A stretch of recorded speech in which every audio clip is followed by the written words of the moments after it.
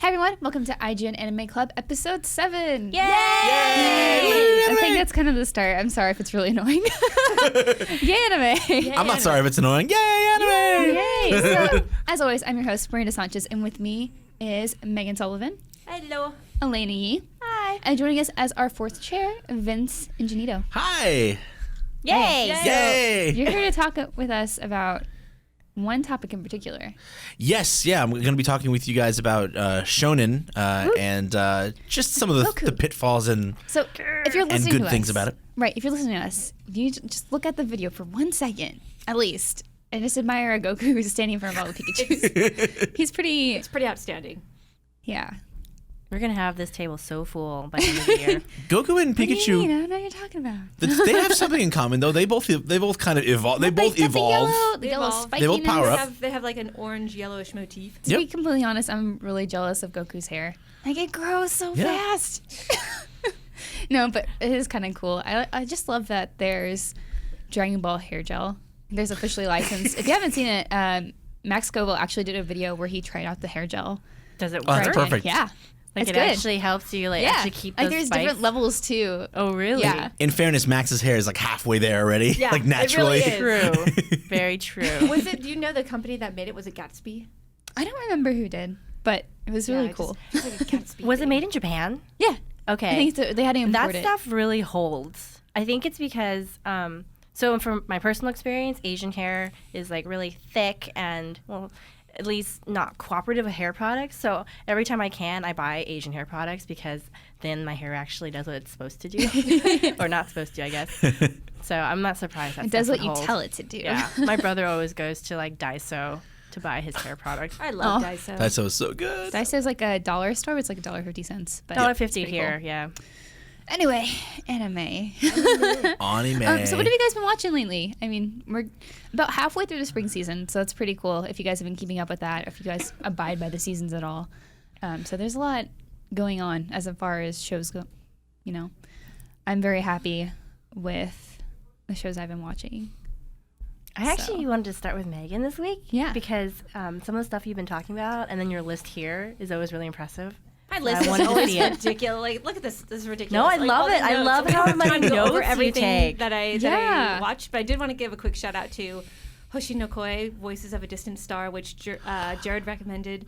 This is your first time seeing Voices of a Distant Star? First time Oh seeing my it. god. Oh my goodness, the feels. What a So many what a feels. what a kick to the heart. Oh, it is. Voices of a Distant Star It's is. so beautiful. I love the They're art harder direction, than Nads. No, it's a No, kick. It's to the heart. the feels. Okay. It's to the heart. It's beautiful. It's It's- all about people who love each other, but they become more and more distant physically and also emotionally, and it's just, oh my gosh. And it's a metaphor also for the creators. I believe it was his wife or his girlfriend who was struggling with terminal cancer, and it was kind of a metaphor for the distance that progressively grew between them as she faded away and stuff. It's Oh my gosh. it's I'm gonna unbelievable.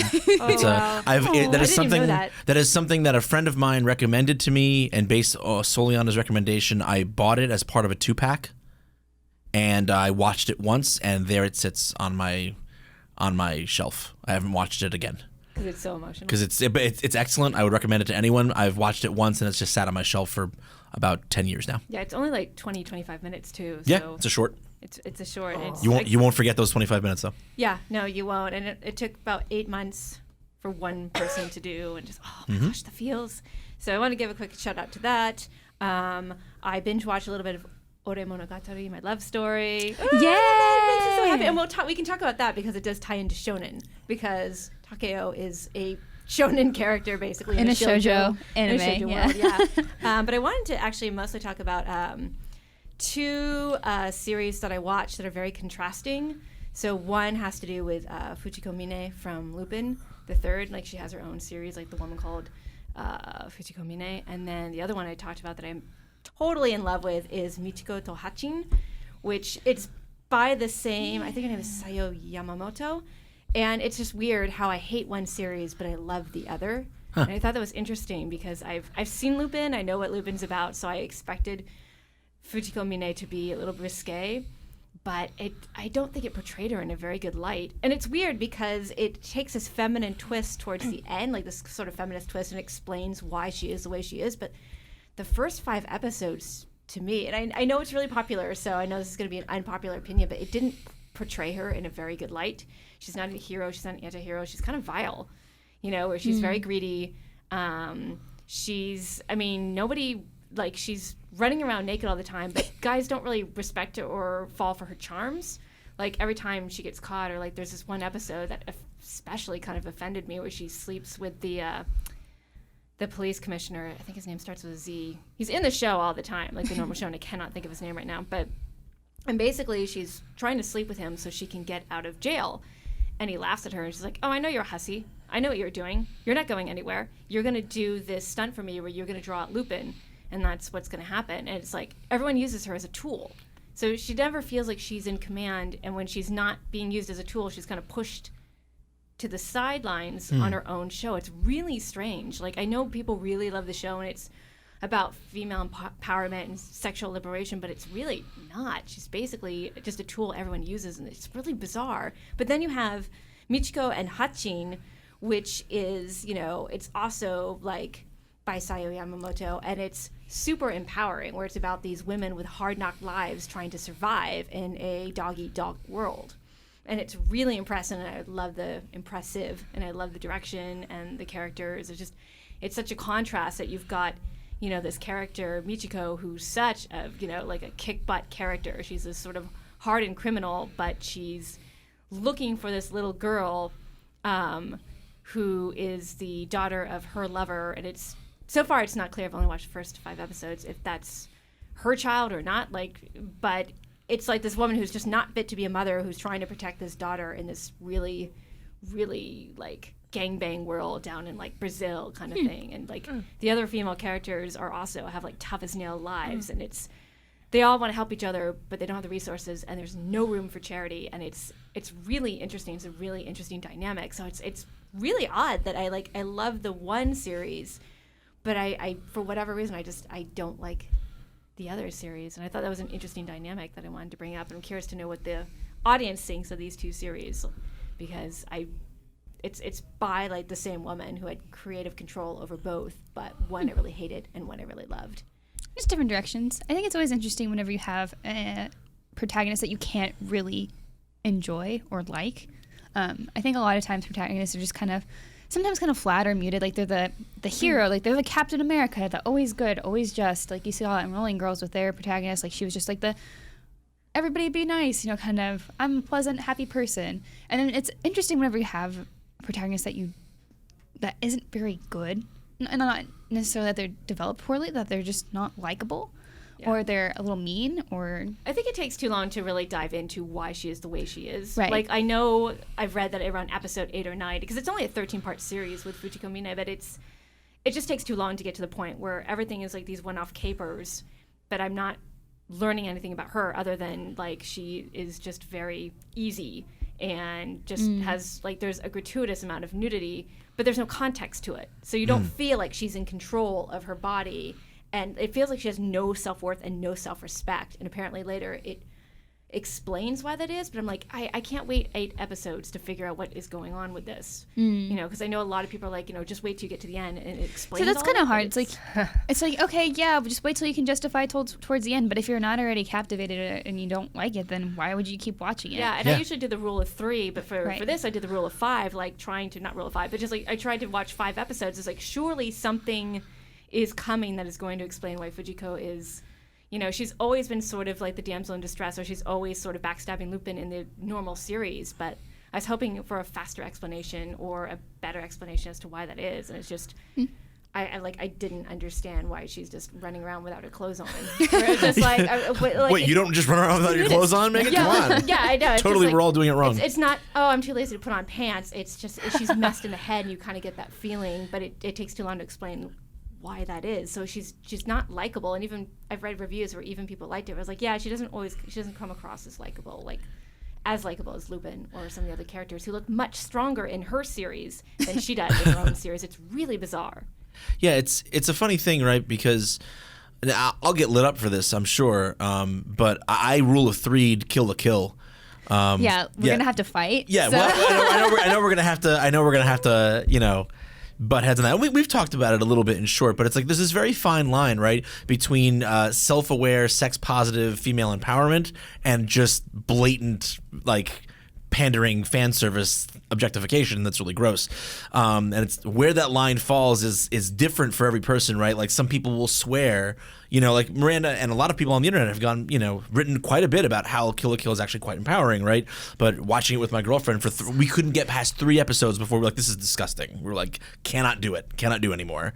So I think that line exists in a different place for everyone. And that's one of the interesting things because I was physically uncomfortable watching that show. Yeah. Sure, it's also just how you interpret things and who you're watching with. I mean, obviously, if you're watching with someone who just really hates fan service or the idea or even like teasing at fan service. Yeah, my girlfilfriend and I both really hate fan service. Like even like watching, say, Game of Thrones, like the first episode, it was like kind of uncomfortable. Like there's so much nudity and it's like very violent. Like I know, I like Game of Thrones. I like where it's gone.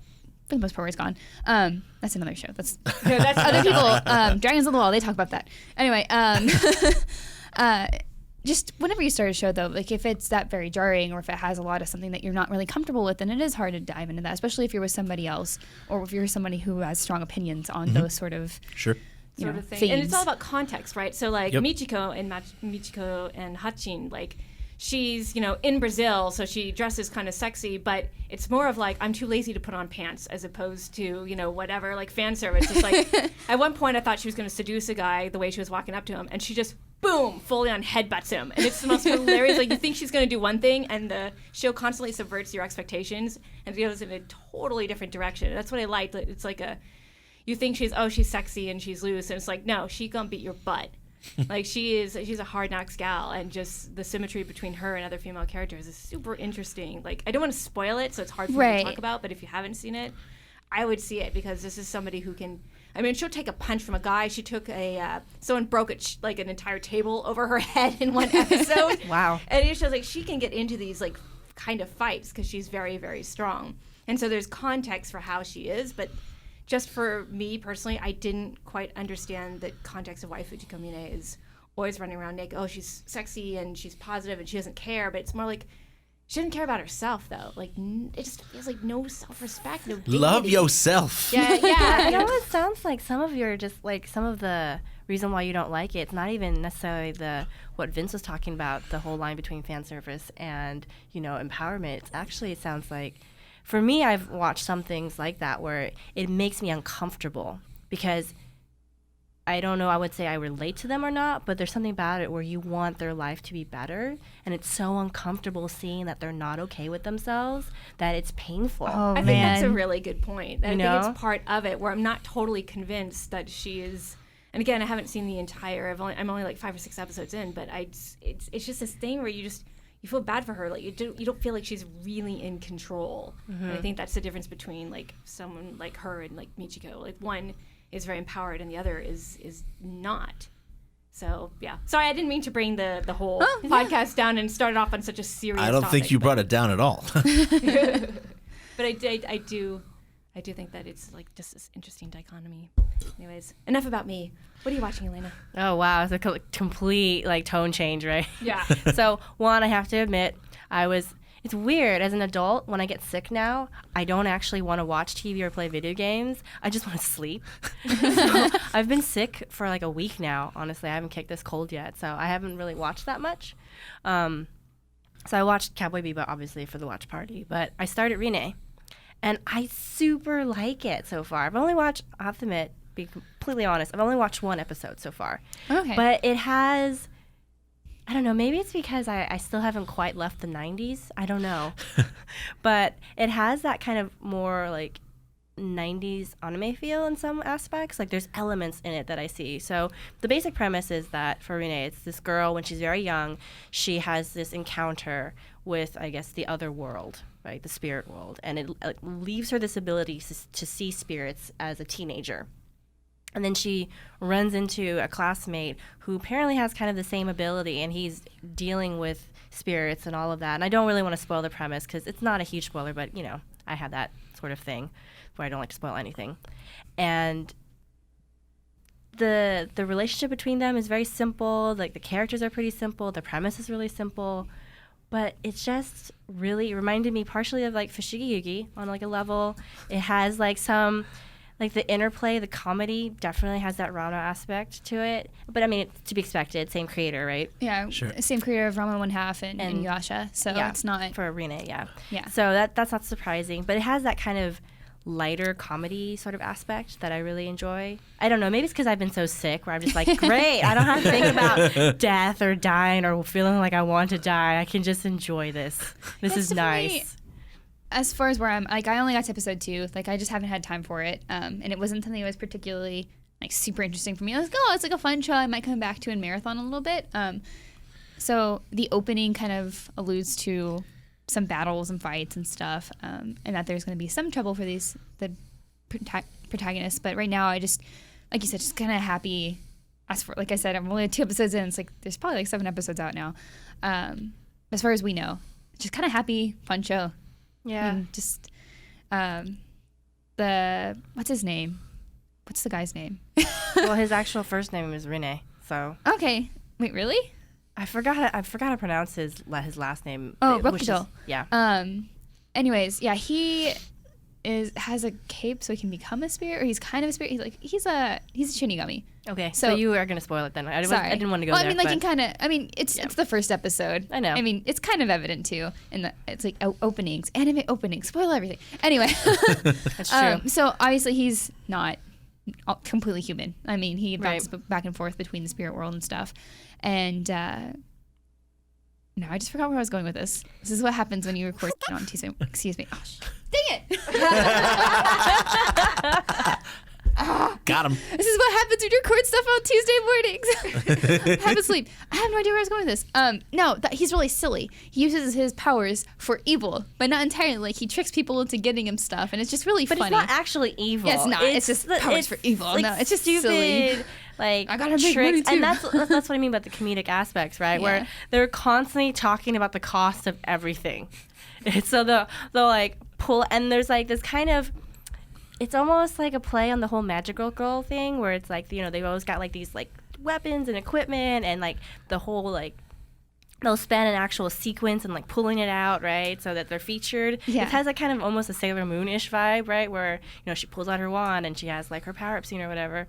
But in this show, which I love, he'll pull out, I don't know, a tin can telephone, and they'll say, cost 70 yen. Yeah, it's like everything has a price, and it's funny how they make sure to hint on. It's like, oh, well, that's kind of cheap, you know. It's And like, he's constantly focused on cost too, where she'll say something like oh gosh, I can't remember the other main character's name now. I'm terrible. I'm sorry, know, everybody. like, I've been so sick. She'll Sakura. say that she has, oh, thank you. Of course. She'll have 500 yen in her wallet, which is, I don't know, roughly $5. And he'll say, are you rich? It's really funny. It's really lighthearted. I really enjoy it. So yeah, I liked what I saw of it. Probably save it for like the end of the season and just go Yeah. back and marathon it. I would agree with you. It doesn't have anything to it where, you know, how you're talking about, you know, the feels, or, you know, even like something like Plastic Memories, or even something like Arslan, where we're talking about how, you know, we have very strong feelings about it because of the pacing or whatever. This show just feels very solid, for lack of a better word. It's nothing that I feel like you're going to watch it and say, oh my God, that blew my mind. I can't believe they did that with this character. But at the same time, you kind of, the vibe I'm getting so far is that you know what you're going to get, which is Right. just something that's going to entertain you So it's for more half an entertaining, hour. but also at a does time. deal with death. So I mean, but it doesn't so in a lighthearted way. I mean, I'll see like that in episode 2, and it's just kind of like, okay, it's still a fun show. It's not heavy. It's kind of like My Love Story, just a happy show to watch. Mhm. I mean, for as far as I am, always got to give that, because I'm pretty sure someone's like, no, it gets so crazy. Like I don't know, could be. I know, Could it's get really very, I don't know. I've tragic. just started it. I plan to mainline it later when I'm not so ill. Yeah. So have you been watching anything else? Nope.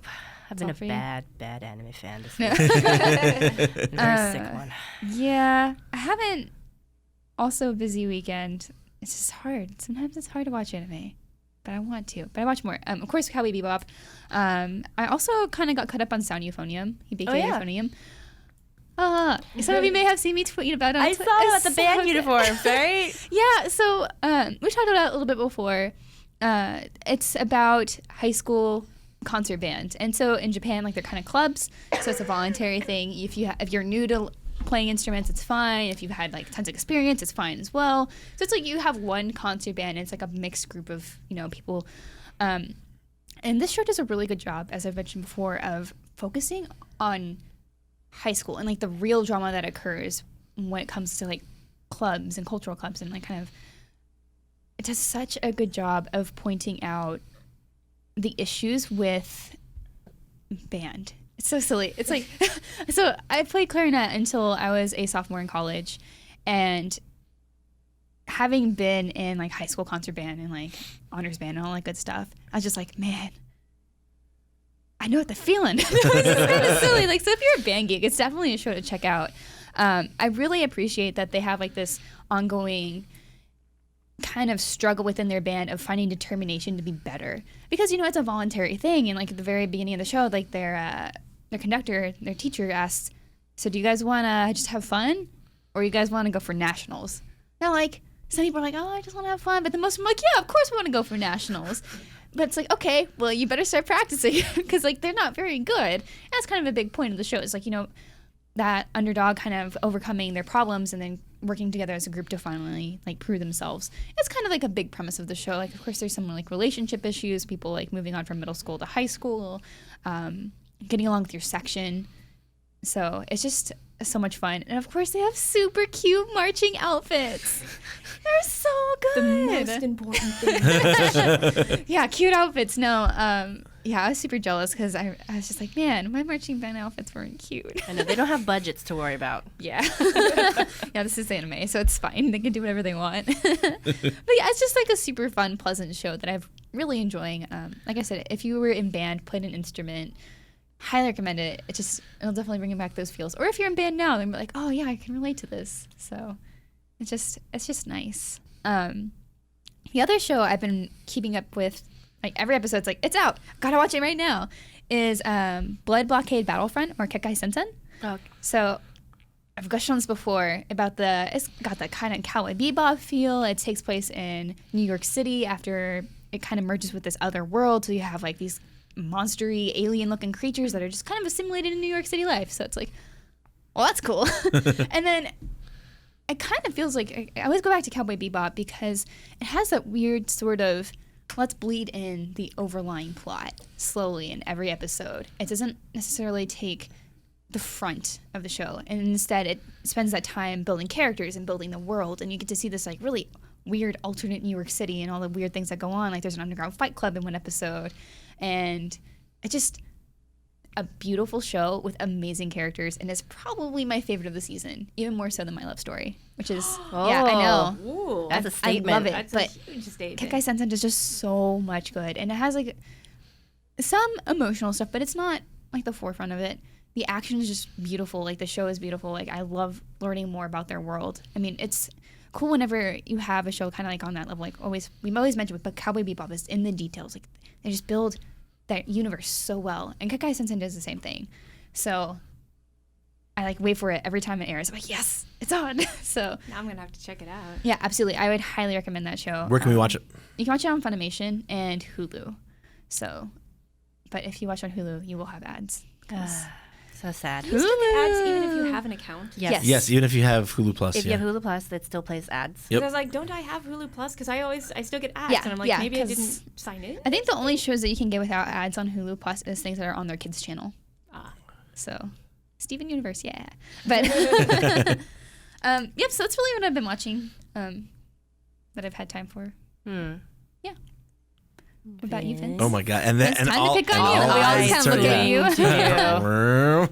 you. So I'm in the middle of a couple of things right now. I'm in the middle of JoJo no Kimi no Boken. You know, the JoJo's Bizarre Adventure. I'm on the Stardust Crusaders arc right now, which is of course the kind of the famous, most well known arc from the manga. And I'm enjoying it. I'm like 4 episodes in. Man, I don't know how to feel about Jotaro so far. He's a huge jerk. Wait, the protagonist? Yeah. Really? He calls so in a total reversal from what you know, the protagonists Joseph and Jonathan, who are super respectful and like you must treat women, you must be a gentleman. Jotaro, like the first thing you see from him, he's like calling his mom a because Whoa. yeah. Whoa. Also have to bleep Oh, that. okay. Whoops. Okay. Sorry. Very I different should have said from- B word. I'm Yeah, sorry. that's fine. Yeah, and it's like it's weird. It's like, whoa, wait a minute. That's not what a Joestar does. Of course, he's technically kind of not a Joestar, but that's another story. But yeah, so it's tough for me because I really love the style of I love the artwork, and I love the action is just stunning, and I love how inventive they get with their whole like Persona-esque stand system, which of course Personas were kind of inspired by stands from JoJo's in the first place. But yeah, love the action, love the artwork, love the overall style. Jotaro needs to tone it down. Like right now, he's really, it's bothering me. Like I was like, whoa, what? What did you just say to your mom? Yeah. If I was your mom, I would smack you across the face. You get a smack in the mouth. Are you kidding me? So that's a little bit weird, but I'm still tentatively enjoying that. I loved the first two arcs. Yeah. So we were talking about this before the camera started rolling. I'm still watching the first season, like the one that came out in 2012, and I watched like the 5th or 6th episode just this morning, and we were singing Roundabout earlier because I love that song. Great song. But but that's so different from the Jonathan Joestar that I'm watching. I know. So it's like, where did you go wrong? Where did you? That's one of the core Joestar things. You got to treat women with respect. Like. I'm like, man, your ancestors would not be having this, buddy. Like, no way. So yeah, that's bugging me a little bit, but it hasn't completely turned me off to watching the show yet. Yeah, and you were telling me some of the names of the villains, which are so good. Yeah.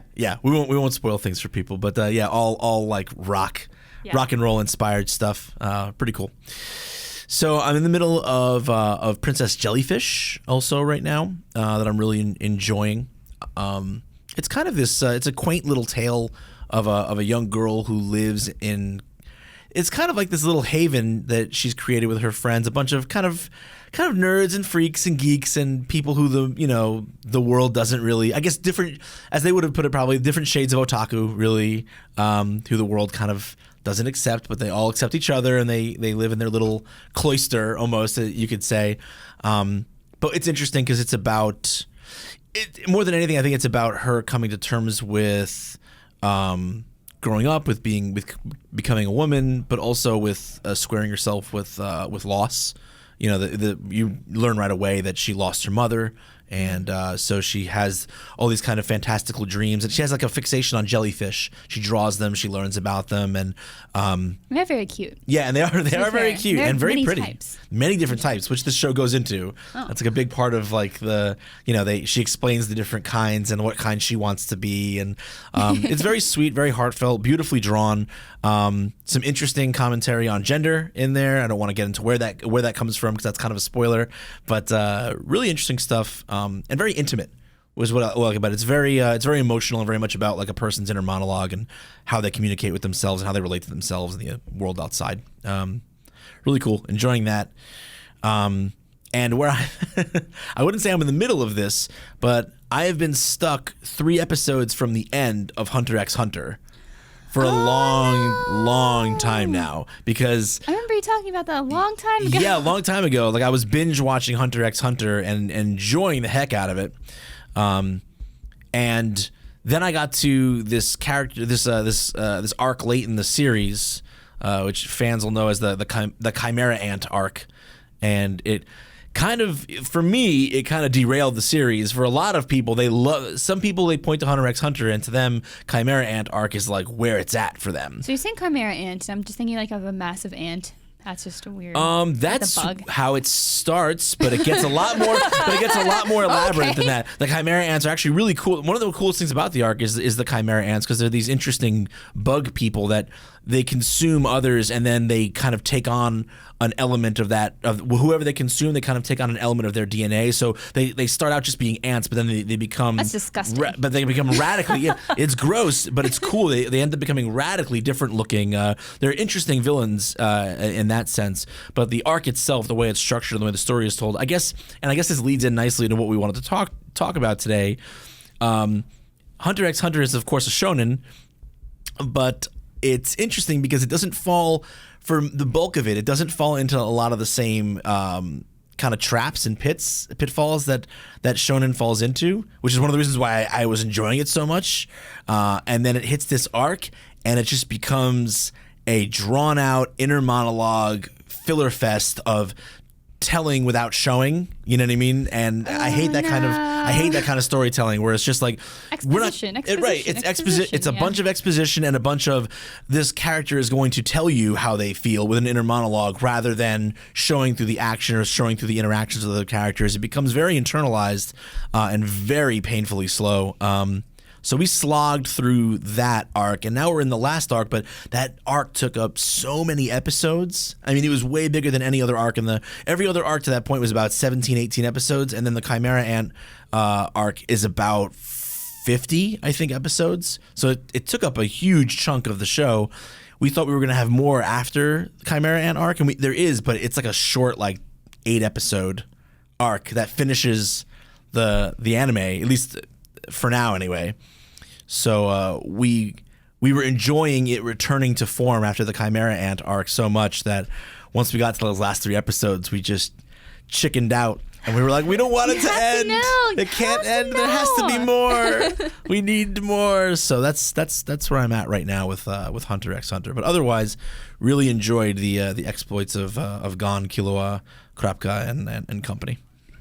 Yes, it's been a while since I've watched shonen stuff. Kind of not really. I guess last season, the biggest thing I watched was Assassination Classroom, and that was pretty fun. I haven't finished it yet, but that was cool. And then I started recently in Gintama, which I've heard a lot of people really like. I have a friend who cosplays as Elizabeth, and it's really cute. But I'm just kind of meh. Well, wouldn't some of the shows you're watching this season actually count as shonen? I think kinda, yeah. So as you guys probably know, shonen is just basically anime manga. I mean, aimed for boys. Mm-hmm. Yep, young men, male. Well, not young men, young boys. Yes. Yeah, but so I think a lot of people when they think of shonen, they think of the big series, and that's fair. I mean, One Piece, Bleach, Naruto, that is Dragon Ball. It's shonen. You know, that's not bad. I mean, I think it's kind of weird that, well, maybe it's not weird, but you see that shonen's kind of the most recognizable anime, at least in the United States, I think, for the most part. Sure. It's the most popular. It gets airtime on Cartoon Network to an extent. I think Disney even showed Naruto for a while. It's kind of weird, but I think the most recent long-running shonen series that I watched was Bleach. And I really, really loved Bleach. For 25 episodes. So I watched 130 or 40. God bless your soul. Yeah, I really loved Bleach a lot.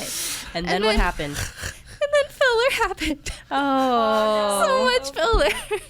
The first arc is pretty There's much. one arc that is literally ripped in half. Hey, we found Orihime. It's good. And then let's take a break and go to another. Just a flashback of something else that's completely irrelevant. That may be relevant, but you're not going to know unless you watch it all. But heck no, I'm not going to sit through that. And so I was like, I loved you. Why? Why'd you have to do this to me? I loved you. You're describing exactly how my girlfriend and I felt when we got to that arc that I was talking about in Hunter x Hunter. We're like, no, you were doing so good. You were doing so well. You were avoiding all the little traps that were there for you. You got around all of them, and then you just sat down right in the middle of one. So I think a lot of things that plague shonen, because it goes on for so long, or a lot of the bigger shows, not episodes, are just so long. I mean, look at One Piece, and then it's almost 700 episodes, 800, 700. I think they're in the 700s now. Yeah. Okay, and that's awesome, but also intimidating. Gosh, I mean, I feel bad, but I mean, maybe they're almost to 700 episodes. How much of your life is that? It's dang. I think we actually had someone in our Facebook group say that they watched all of it, from last summer. It's and I finally caught up. I was like, how? What? I think they just watched it for 12 hours a day for 2 weeks straight or something like that. I don't know. I mean, kudos to people who jumped on that train when it started. Like, I started watching Naruto whenever it first aired on Cartoon Network. I was kind of okay with it. My sister was way more into it than I was. Watched over his shoulder. And then, like, through college, I just had friends telling me. I was like, oh, so what's going on in Naruto now? Oh, yeah, okay, cool. And that's like, that was how much I got, like, my exposure to that, because it was kind of easy for people to sum up to me. And I was like, all right, that's interesting. But when you fall off that train, it's hard to jump back on. It is. And honestly, for me at least, for those long running series, I actually prefer to read the manga. Because I feel like I read so much faster than I can get through those episodes, and I can get caught up much faster. I've heard that if you're going to get into One Piece, you should start with the manga. And also filler. So, I mean, like, if you have almost 700 episodes, you have to just guess how much of that is filler. I mean, you look at a lot of shows that have, like we've kind of talked about before, is like pacing issues. And that ends up because, like, you know, they're trying to keep up with the manga. Like, if this manga is like doing super well, it's super popular, like, you want to kind of keep it somewhat similar to the manga and to make sure you hit all the major plot points without, you know, messing it up. That's when filler comes in. And sometimes shows will do that super well. I mean, there was some Bleach filler that I did enjoy. But then you look at shows like Attack on Titan that instead of having like a lot of filler, their filler was exposition or Eren screaming and being angsty and just being all around annoying. And like you see that towards the end of the show and like the second arc, it just gets to be too much.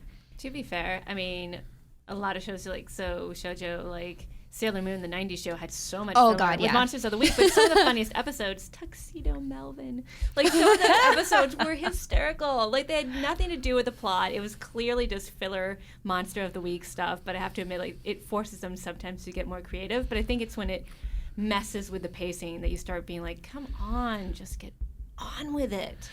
You know, or it's like Slayers also, like Slayers Next had some filler where they're looking for the Claire Bible. But some of those were the funniest episodes. But when you think about it, it's like it kind of derails the story a little bit, and it's hard to get sort of back on track sometimes. You're like, why did I sit through that? And that's the problem, is that once you commit so completely to kind of serializing your, you know, the show where every week you're getting, once you get the audience used to the idea that every week picks up right from where last week was in part of this long continuous main driving story, once you push that cart down the hill, there's no stopping it without causing major disruptions and problems, right? So it's like, in a way, like you were talking about Bebop before, and you know, obviously that's not a shonen, but I mean, it kind of drips the overarching story in little by little at select points. And so if you're binge watching Cowboy Bebop as you should, if you're watching it, you know, you watch a few episodes in a row where you get a little bit of main story. If the next 3 episodes don't have anything about the main story, you really don't bat an eyelash, because they're not focusing on that at all times. The reason you tune in for another episode of Cowboy Bebop isn't because you're dying to see what happens next. It's because the product is so high quality and the world is so enjoyable and the characters are so interesting that you just want to see more of them. But what that more is doesn't matter as much. But when you serialize your show so much, and which is almost essentially what shonen are, they're basically serials, you know. When you do that and you make the main story kind of the focus at all times, then anytime you get to a real revelatory point and the audience is hungry to take that next step, and then you just throw a monkey wrench out on the track and derail the whole thing, people are going to get their bumps on their head. Yep. They're going to be mad. Yep. So, shonen. So I was looking up like Kekkai Sentence, like shonen. Like, it's kind of weird because, like I said, there's this notion that shonen is like Naruto, One Piece, Bleach, when there's just so much stuff too. But it's a general, it's broad, like it's just like genre. It's a genre, right? It's not a brand. I think people forget that. It's not even like it is a genre. I'm not genre, but it's like almost more of like a massive blanket. It's like you have two. You have like a big blanket of shonen, a big blanket of shoujo, and everything else. At least in terms, I think, of what tends to come over to foreign markets, right? Right. Because I feel like, I mean, you talk to people who are super hardcore into anime, or, you know, have lived overseas and kind of like grew up with it, or just, you know, really got into it. They'll talk more about other genres that you don't really hear about as much over here. So like some of the more adult ones, like, you know, that are designed for men and women in terms of adults, right? Right. And that subject matter, we don't see as much, I feel, over here. Right. I think one of the inherent problems with shonen is like people will say like, oh, I don't really like shonen at all. Like I don't, because then you think, you know, Naruto, One Piece, Bleach, and it's not. It's just like that. It's not fair. It's like saying I don't like anime, but I like we always have the conversation. I like this one anime. It's kind of a weird, like if you look at the face of shonen, and it's kind of that's true. Kind of trying to break out of that shell. Like I mean, maybe it is because at least you know around the world, like you just have that like preconceived notion of. It's what because it of is. Jump. Yeah. Well, I mean, like it's because most people associate that when the average person, I think. When they hear shonen, they just think instantly, "Oh, Shonen Jump." Whatever is on the cover of Shonen Jump, or whatever I've seen on the cover of that magazine in my local comic shop or card shop, or you know whatever. People think most people think that that's what shonen is. That it's a brand. That it's whatever is in that magazine. Sure. But you know that's just the most popular, commercialized, widely distributed examples of shonen. But like you said, shonen it's a blanket. It's a genre. It's an aesthetic. It's not.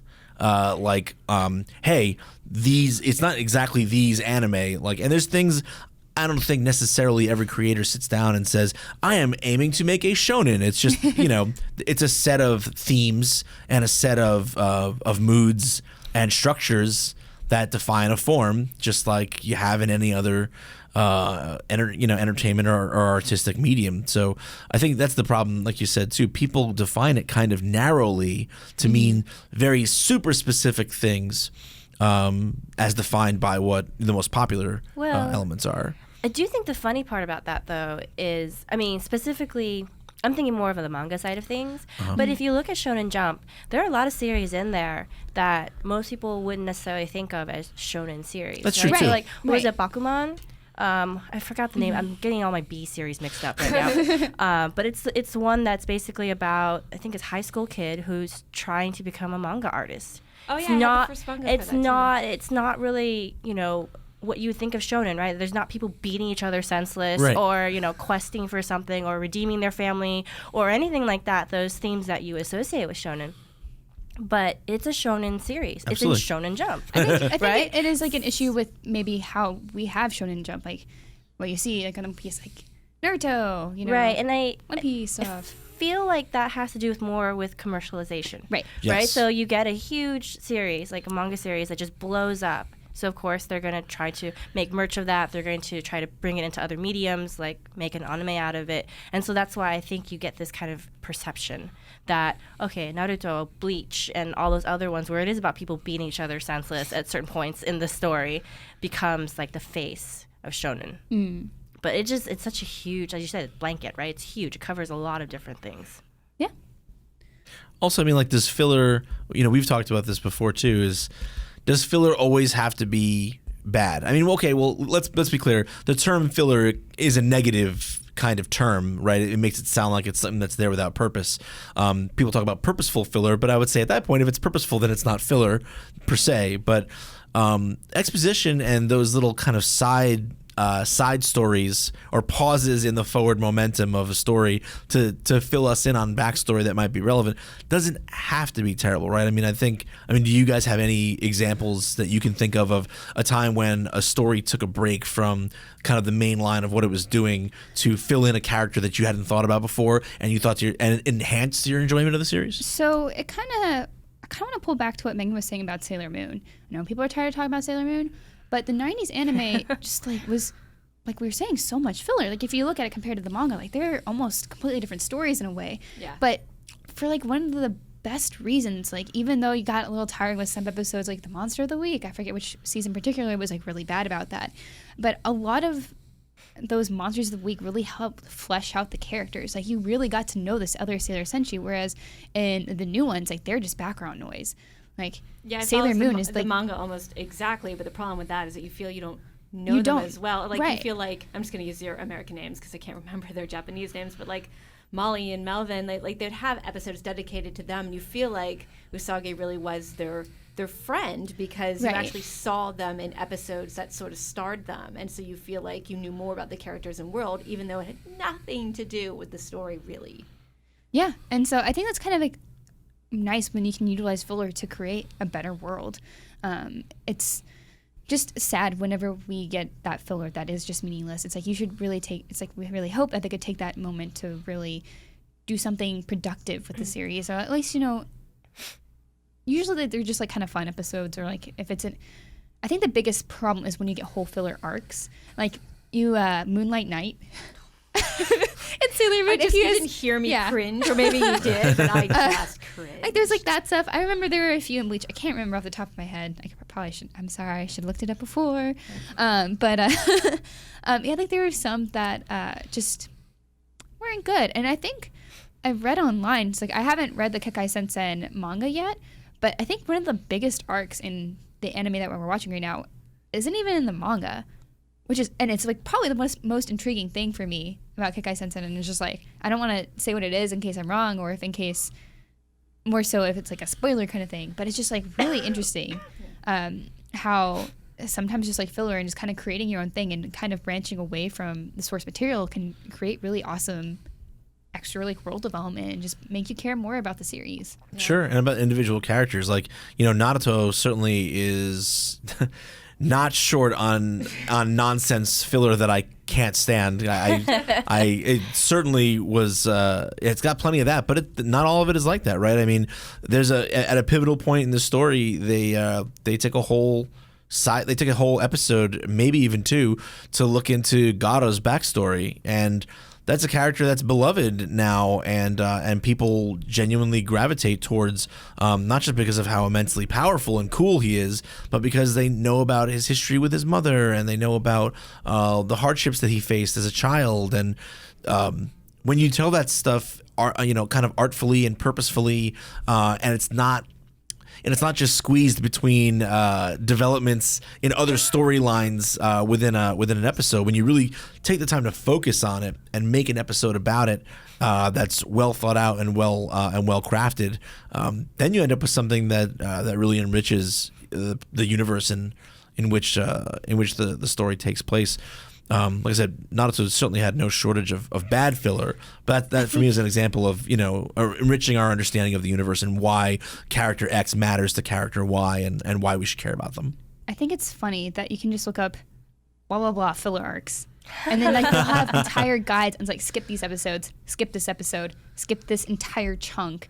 I found the Bleach guide, and the first one's like main arc, Soul Society arc, watch 1 through 32, skip 33, pick up at 34 for 49, skip 50, pick up at 51 to 63, skip bound filler arc. It's like, geez. Wow. It's like just so much. It's like pick up at 51 to 63, so that's the end of the Soul Society arc, and then you don't pick up again until 110. Yeah. That's what I was saying. That's what I was saying before when you said how much Bleach you watched. I'm like, past the Soul Society arc. So thank you. I don't know. My anime list forms how to watch Bleach without filler. And to be fair, this isn't just a shonen problem. Like I just watched a couple of episodes of Psycho-Pass, and it felt a little like filler just because it didn't progress anyone's story arc in particular. So it's not just like, we're not trying to say only shonen does this or only shoujo does this. Right. I think every show has a little bit of that, but it is one of those things where, depending on what's going on, it either enriches the world or it just hangs your interest in it. Yeah, so curious to know what you guys think, our listeners, watchers, audience, friends. Countrymen. Countrymen. Yeah. People of Earth. What have you guys seen any filler arcs that people thought were like atrocious but you really liked? Or what's like because it's like guilty curious. Pleasure arcs. Like there's some like Bleach arcs that I just really liked. Like I thought it was cool. But just like let us know, what do you guys think about filler? I'm pretty sure it's mostly negative, understandable, but let us know. Yeah, let us know what's going down. So we also want to try to get to a quick reader question before we jump into our watch party. I know you have to bounce. I have to we'll roll. We'll just get into the question, and then we'll take on the watch party without you. Sorry, Vince. It's all good. I understand. In any case, it's been some long years since I last watched Bebop. I've rewatched it maybe 3 or 4 times, but it's been a while since I've watched it last. So. Okay. So our reader question comes from, I think it was the IGN comments of one of our articles. JLips85 asks, my question for Anime Club is, what shows have you rewatched and why? This is a dilemma for me now, as I am getting back into anime because the list of great anime is so vast. Yep, I'd be watching into my old age. So as you should anyway. It's fine. So what show is good enough to garner a rewatch? Kill la Kill. Done. We're gonna back away as Vince and Miranda have it out. No, it's okay. My answer is not Kill la Kill. Yeah. No. You're asking for a fight. It's going down. Hey, We're just gonna separate this section of the table. It's like the Enterprise. We're just gonna build a wall of Pikachus between the two of you. Hey, you have to share a train home with me sometimes. Sometimes. Better watch yourself. Oh. You better watch yourself. I'm sneaky. Yeah, we know. We actually, and it's fair though because we both know where one another lives, which is right around the corner from one another. Yeah, a show that I've rewatched again and again. I mean, the lazy, easy answer is Bebop. I just said it a minute ago that I've rewatched that show 3 and 4 times, and it's only because I think the main factor for me is how well a show ages. I think how thematically relevant it continues to be throughout the years. Like a great opposite example is my first series I ever watched was Tenchi Muyo, and what's that? I said hee hee. Right? And I loved it desperately when I was like 12. I thought it was great and funny, and it was one of my first, like I said, one of my first forays into anime. And it's just plain old unwatchable to me now. Like I would try to go back to it, might have been as long as 10 years ago, and I was like, nope. That's kind of fun though. None of this works for me anymore. And so I stopped watching it. I'm like, the person I was when I was 12, it was perfect for. But the person I was at 22 and 32 and now at 37, it has nothing to say to me anymore. On the flip side, Bebop has something to give for someone in every season of life. I feel I don't know anyone of any age who could not glean anything from watching that show. So while you said like, Tenchi Muyo doesn't offer anything for you anymore, I went back and watched all of Yu-Gi-Oh! Because Yu-Gi-Oh! Got put on Netflix, and I loved Yu-Gi-Oh! So much. I had my own deck. I built it. I competed against friends at like school, and then I even went to a tournament at a mall. Did you win? Did you win? No. So it was really stupid because they gave us like a pre-built deck, and so you can even use your own deck. So I was like, I don't know these cards. They're not my friends. Okay. These cards are not my friends. Yeah, it's like, how are you supposed to believe in the heart of the cards if you don't even know them? It's like, man. So, I don't know, your hearts? Get out of here. Anyway, and it was just kind of fun to see how bad it kind of was. I mean, there was fun stuff to it, and it's kind of funny. There's this one scene at the main tournament, like with Pegasus. I forget. It's like the American duelist. I don't remember his name, but he has like the scarf with the American flag on. Anyway, towards that, his end of his little arc, him getting out of the duelist kingdom, he actually threatens Pegasus with a gun, but they took it out of the American version. And instead, he's just holding up his hands like a fake gun. And it looks really stupid because he's threatening Pegasus. He's like, I'm going to count down to 3. It's like, what? What happens at 3? So it's just kind of fun. Like, I mean, I don't want to say that garners a rewatch, but it's kind of a fun thing to watch in the background. Like, if there's like an anime you really love or a show you really love that has a good dub, it's just kind of fun to like, I have to work on a paper, or I'm researching something, or I'm playing piano, or I'm learning something else. And you just kind of have it on in the background. Like, it's kind of fun to rewatch that way too. I do that with a lot of old movies. Like, a lot of Ghibli movies, I'll just put on in the background. Like, I love them to death, but I'm not going to always sit down and watch every little second of it. It's kind of fun to background noise. I'm very different from you in the sense that if it's something that I could put on just as background, it's probably not something that interests me enough that I'd want to rewatch it. For me, it's something that I've seen so many times or seen enough of that I'm just like, yeah, I'll just glance over enough and kind of see it. But as far as actually serious rewatches, like I said, Kill la Kill, of course. I think there comes to a point whenever you start forgetting key points in like your favorite shows, and that's when I think garners a rewatch. For me, it's Code Geass. I haven't seen it forever. It's not streaming anywhere, so it's kind of really hard to get. And I'm starting to forget things about it, and so I'm like, it's time, guys. Gotta rewatch again. How about you guys? Like, what would you It's like the shows. All the that eyes you have would- turned to me, so I guess it's my turn Yeah, first. Alaina. It's interesting because I actually, at the time when I first watched it, I didn't think it would become the series that I go back to time and time again. That has, like, kind of, when you were talking, Vince, about the whole, it has to grow with you, otherwise you lose interest in it because you're not that person anymore. I know we keep going back to 90s series all the time on the show, but for me, it's the Vision of Escaflowne. Okay.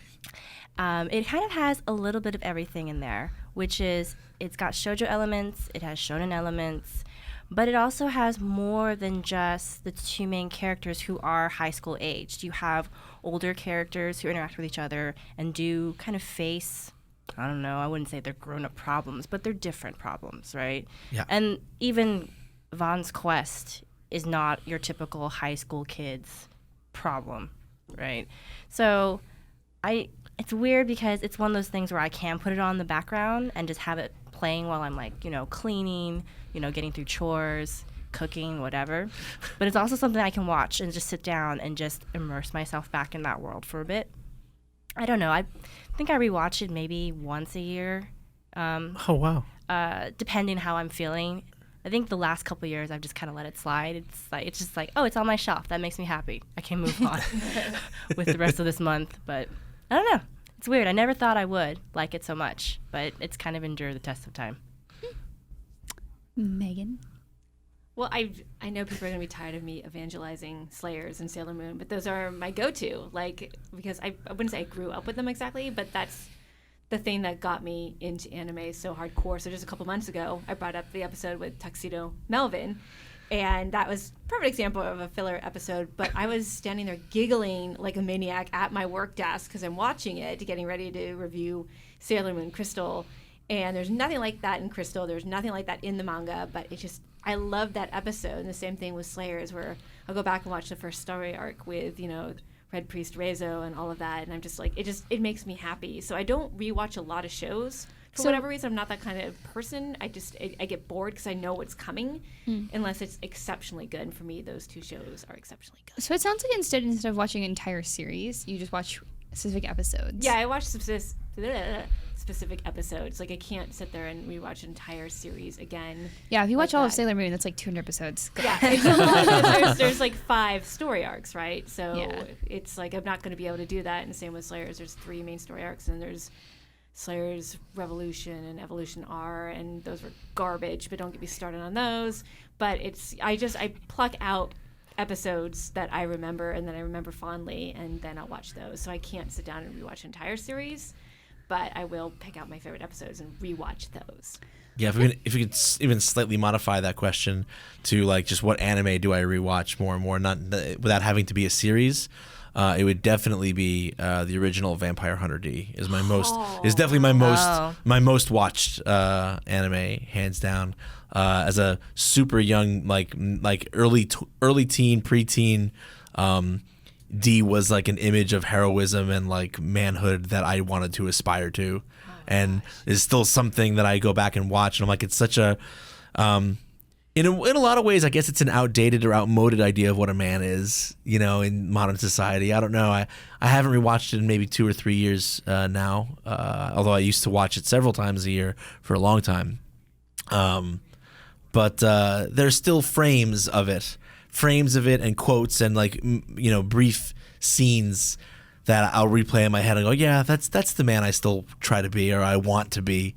Whether or not I ever actually manage that is another story altogether. But that's so awesome though. Yeah. I haven't seen that in years. Yeah. That's so awesome. Yeah, D is. I can still, every once in a while people bring out these random anime stills or picture stills for a meme, for like an obscure meme on the internet, and a lot of the times I miss them because I'm an old dude. But You're old. But but you could take the most random screen grab from Vampire Hunter D, and I will 100% know the character and the scene. Exactly what's happening in that scene. I will absolutely know it. But on that note, sadly, I do have to move on. So since you are leaving us, Yes. what's your Twitter handle so everyone can spam you with Vampire Hunter D screenshots? Yes, That please would be do that. amazing. Oh my god, that would make my day if you would just quiz you. yes, please spam my Twitter with Vampire Hunter D memes. I am on Twitter at Vincognito. That's VINCOGNEATO. D away. I know what I'm doing for the rest of the day. Thanks a lot for having me, though. Yeah, thank you for being on. It's really been a pleasure. Enjoy the rest of the show, guys. Bye. Yay. So, as this guy heads out, we want to challenge you guys. What do you guys rewatch? Answer that question for us and for JLips85, because I'm pretty sure he'd want some cool shows to watch. So, yeah, tweet those to us, whatever. And with that kind of over, we are going to head on to Watch Party. Woo! Yay. Yay, anime. I had a really so watch party this week. You know how I've always been like, and there was this detail, and then there was this thing, and I think there's a motif. I don't know if it's because I was sick, but these 2 episodes did not really hit These me. were just kind of like fun. For the most part. I mean, at least for episode 9. So we were talking about Cowboy Bebop episode 9 and episode 10. So that's Jamming with Edward and LG. How do you say that? It's like the moon of Jupiter. What's this? How do you say this? Oh Lord, I looked it up and I was just like, I don't know how to pronounce this. where is it on here? Is it Ganymede? L-G. Starts with a G. Oh, Ganymede. Ganymede? Maybe I am Ganymede? pulling words out of Anyway. my hat. Somebody, call to action. How do you phonetically pronounce this? Yeah, so- phonetically spell it. Yeah, episode 10. So episode 9 and 10. I was really happy because jamming with that word is just so fun. It's like this kind of like that. I like the MPU. That was so MPU. sweet. MPU. So cute. Yeah, absolutely. This is just kind of like a fun episode. We actually have a reader response here, and you can send your responses on Twitter or Facebook, #IGAnime, and even when you are posting in the Facebook group, go ahead and tag IGAnime because I can also look those up through Facebook. So if you want to contribute to the watch party, be sure to do that. IGNIME. Yeah. Caleb Archambault says, episode 9 is what got me into Bebop. I was at SoccerCon and they were showing the first 10 episodes, and I was only able to catch episode 9. I have no word to describe Ed. Episode 10 is so far my favorite of the 3 episodes. I'm on episode 20, and I prefer it over episode 5 because it just feels complete. At the end, I wasn't asking questions, and it just made me feel so much more for Jet, which is very true. So episode 9, of course, is Ed's introduction to the series. Like, we've known she's coming for a while because she's in the introduction, so not hard to guess that she's going to join the Bebop. And she's just very silly. And I don't know, did you guys watch the sub? Yeah, I Yes. watched the So- the sub. I forget her voice. Does it sound kind of ambiguous, like if it's It masculine? sounds pretty It's ambiguous. Because she's pretty a kid. ambiguous. It sounds more like you would have just assumed from the name that it's a boy. Yeah. Which Right. I actually loved because I guilty confession time, guys. I skip openings. Okay. So I don't really remember what's in the opening because when I first watched it, I was actually more listening to the music because it's just such great music. Oh, yeah. So I wasn't actually anticipating the arrival of Ed. And so at the end, when they reveal that Ed's a girl, you know, and they hint at that Sure. through the episode but they do it very playfully with the whole like gossip, right? Yeah. And rumor mongering. Yeah. I liked it. I thought it was a nice twist. So you really miss that in the dub. While I love the dub, Ed's voice does sound more feminine. Even though it's it's a little very kid clear. voice, but it still sounds feminine. So at the end when Faye's like, oh, you're a girl, it's just like, well, yeah. I mean, sounds like it. No, it's definitely a lot more ambiguous. Much more, yeah. And, Japanese version. Yeah, so I like that, though. I just love Ed. I love So my this notes for hacker. Ed too because they're hilarious. Because I generally don't like kids in shows like this one, but I love Ed because Ed is so silly. But for episode 10, my notes began with, "Is Ed that feral boomerang kid from Mad Max 2? Why is she biting that guy at the beginning? Well, does she think she's a dog? Like she's so like weird and crazy She's and kooky." And it Also, was, such like, a good contrast to Faye, who's very serious, like adults, like, just leave me Yeah. alone. Yes.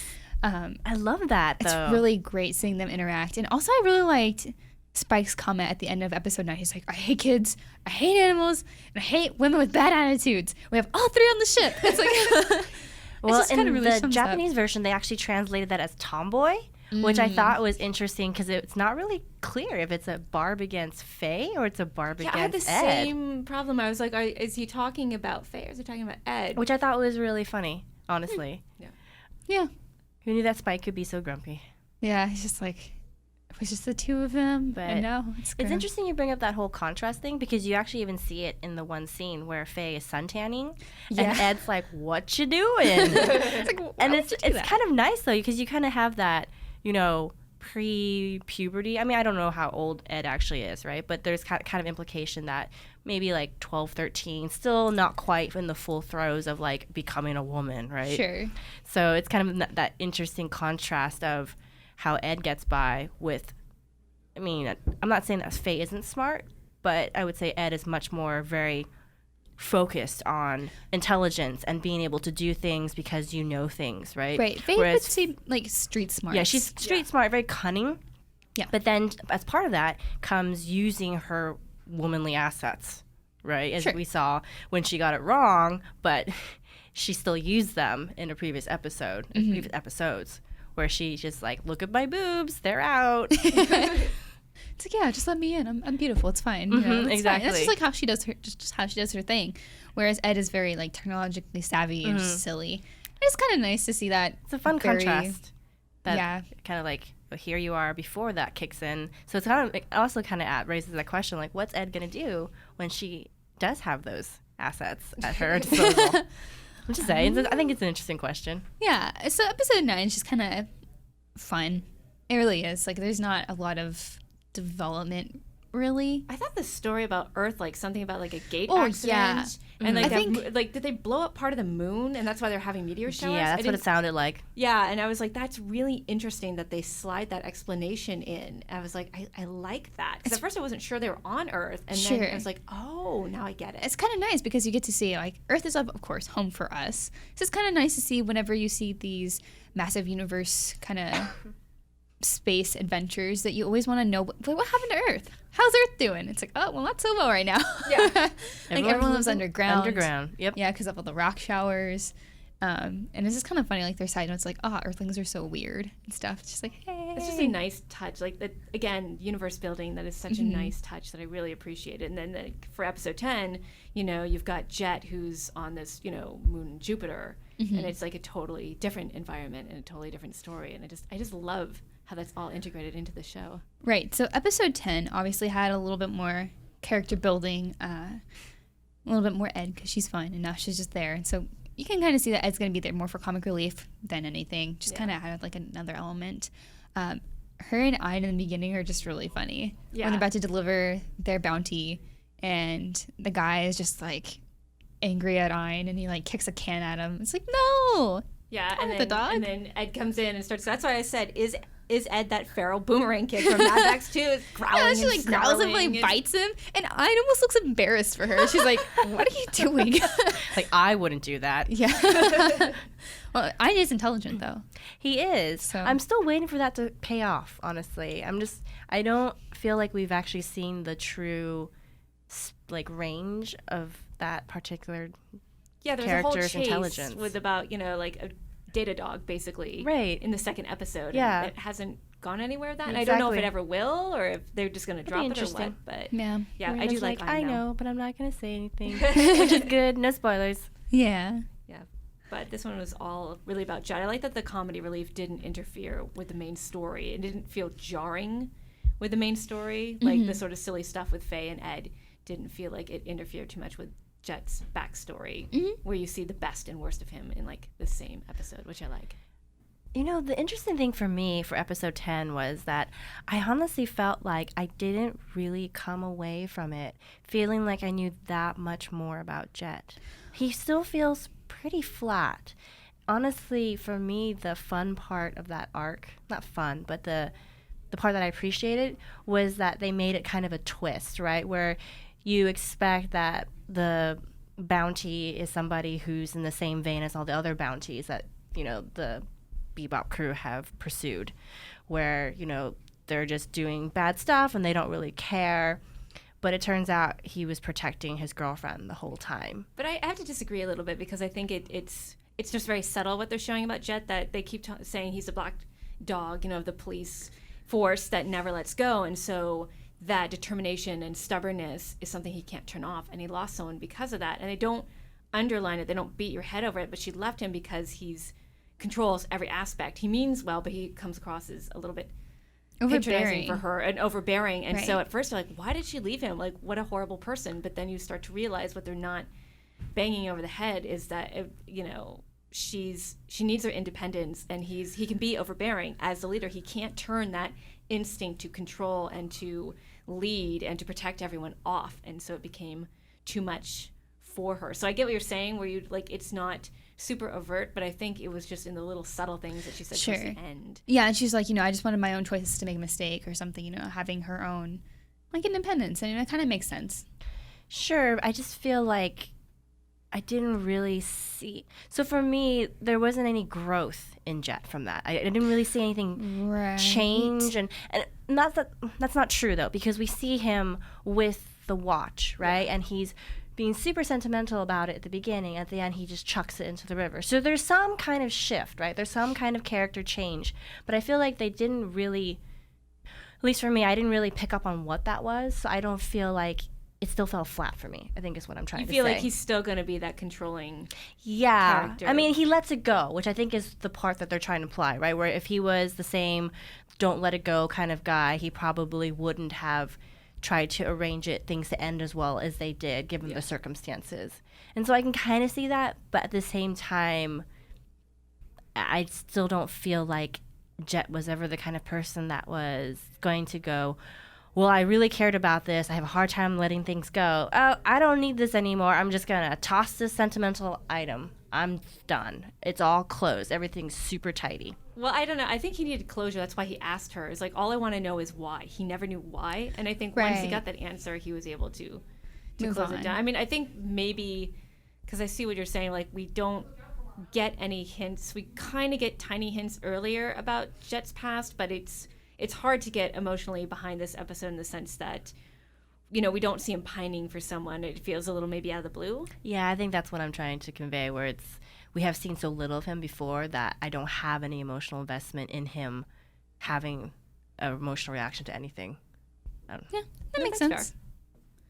Well, I guess we'll see in future episodes if this really affects Jet at all, and whether or not we see any growth with him. And I can't wait to see more about Faye and Ed as well. Like, they've got to get backstories too, especially Faye. I'm very interested in her backstory, which has been hinted at. Like, why does she gamble? Why is she always trying to get money? Like, there's something bigger going on. So I know that some people know what's happening. Don't spoil. I'm super excited to see what happens. Yeah, and so as I mentioned before, if you guys want to watch along with us, next episodes will be 11 and 12. And again, the hashtag is IGNMA, IGNIME. So be sure to tweet your reactions to us, your thoughts, your comments, and then also join the Facebook group, because we have a lot of really great discussions in there. Yep. Aside from Cowboy Bebop, like tons of other wonderful things. So thank you guys all who've already joined. Like, it's an awesome group. I really love commenting in there when I have a chance. And that is facebook.com/group/IGN Anime Club. So yeah. Yay. I think that about wraps up our episode. So thank you guys so much for tuning in. Oh, Disaster Anime. I forgot to give a shout out. A lot of people told us about the Disaster Anime. I think it was Tokyo Magnitude 8.0. Yeah. So thank you guys for sharing that with us. Now I know there is Disaster Anime. Yes. And it makes sense that it would be earthquakes. Yeah. Earthquake. Definitely. Yeah. All right. Well, yay anime. Yay anime. Hey, thanks guys. See you. And come see us at big thing. Anime. It's this weekend. Yes, it is. Guys, That's okay. Tuesday. I got it. So we're going to be at Fanime on Saturday, this coming Saturday, which is the 23rd.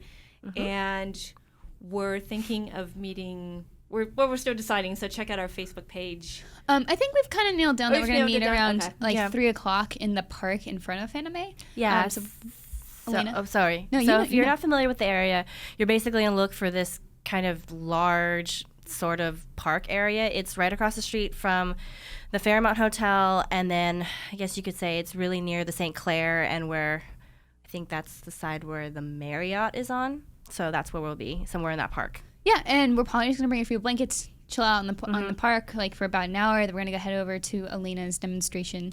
So My other life. so tell us a little about that. What are you doing there? Oh, so I'm actually volunteering for Fanime, which I've done for the last few years, and it's actually with their black and white ball department. So it's all the dance lessons, and we do demonstrations, and we're doing one at 4:00 at Stage 0. So Cool. So we're gonna head over to that as a group. We'll probably have like a few snacks and some drinks just to hang out. Nothing super formal. So if you aren't even attending Fanime, but just like didn't grab a pass this year or something, you can 100% you can still join us. You don't need a badge to be at the park. Yeah. So now that that's done, yeah. Twitter handles. I forgot about that too. I'm at Havoc Rose. You are. I'm at Meghan_IGN, MEGHAN_IGN. And I am at Morphing Ball. Now that we are actually done. Yay, anime. Yay, anime. Thanks, Woo! guys. Yeah, thanks. Bye-bye. Bye. Bye.